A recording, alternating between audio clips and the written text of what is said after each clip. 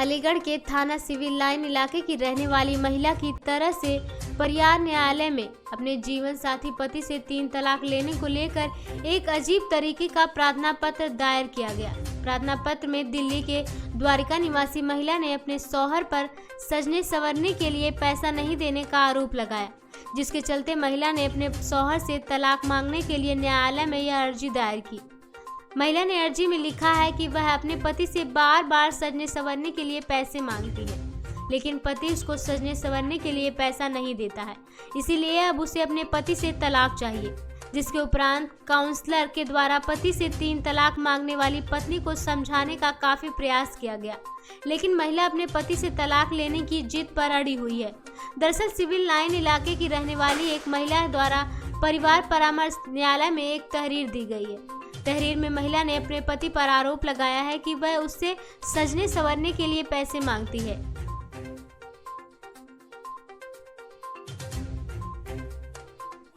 शौहर उसे पैसे नहीं देता है और सजने संवरने से मना भी करता है। इस बात से परेशान महिला परिवार न्यायालय में पहुंची, जहां उसने तहरीर देकर अपने पति से तलाक की मांग की, जिसके बाद परिवार न्यायालय में तैनात काउंसलर योगेश सारस्वत ने पति को काफी समझाने का प्रयास किया, लेकिन वह अपने पति से तलाक लेने की जिद पर अड़ी हुई है।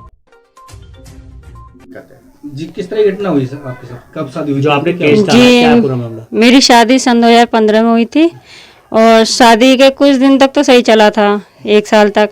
उसके बाद ये लोग मुझे बहुत परेशान करने लगे थे, कहने लगे कि तू इस घर के लायक नहीं है। मेरा हस्बैंड भी ये बोलने लगे कि तू इस घर में नहीं रह सकती, तू इतनी सुंदर नहीं है जो मेरे लायक रह सके, मैं यहाँ से तुझे निकाल रहा हूँ। मेरी सास ने भी ये बोला। मेरी सास ने रात को 11:30 बजे मुझे निकाला था घर से। मैंने बोला मम्मी जी मुझे क्यों निकाल रहे हो, मैं तो आपकी बेटी के समान हूँ। तो बोलने लगी कि तू मेरी बेटी के समान नहीं हो सकती, तू बहुत मेरे लायक है ही नहीं, मेरे इस घर के लायक ही नहीं है, तू यहाँ से निकल जाएगी तो अच्छा ही होगा। फिर मैंने अपने पापा को बताया। पापा ने बोला कि ऐसे कि बेटा कोई बात नहीं। मम्मी ने भी बोला कोई बात नहीं बेटा, ऐसा होता रहता है ससुराल में। फिर भी मैं चले गई थी। फिर वहाँ पे मेरा एक ऑपरेशन भी करवाया था, वहाँ पे पता नहीं क्या कराया था, लेकिन मुझे बेहोशी में सब कुछ हुआ था, ये नहीं मालूम क्या हुआ था। लेकिन वहाँ पे मेरा जो मैं ससुराल वापस आई थी तो वहाँ पे काम भी करवाने लगी कि काम कर, ये कर, वो कर। मेरी जेठानी को बाहर अपने मायके भेज दिया था। उसके बाद भी फिर कुछ नहीं। मैंने कहा मम्मी मुझे ऐसे ऐसे प्रॉब्लम हो रही है और ये काम करा रही है मेरे से। मम्मी ने बोला बेटा तू यहाँ पे आ जा।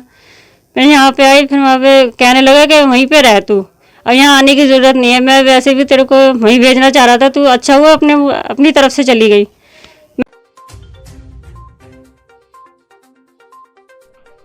इस खबर में बस इतना ही।